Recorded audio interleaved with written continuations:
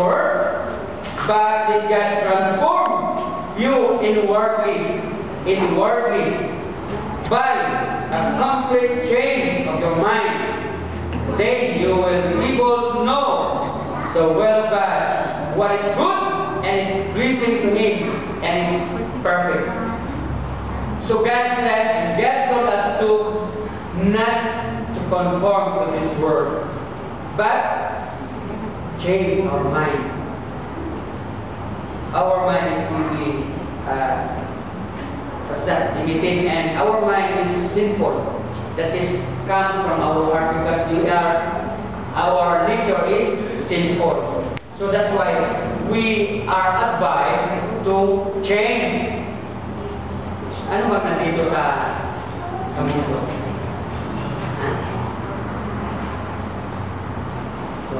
Ano ba yan? Our pride. Pride, yes. Yes.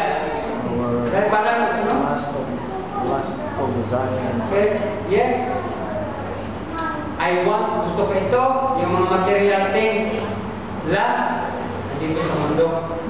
So that's why you are advised to transform and not to conform to this world. And in that way, you will be able to know the will of God. So that's why we are here.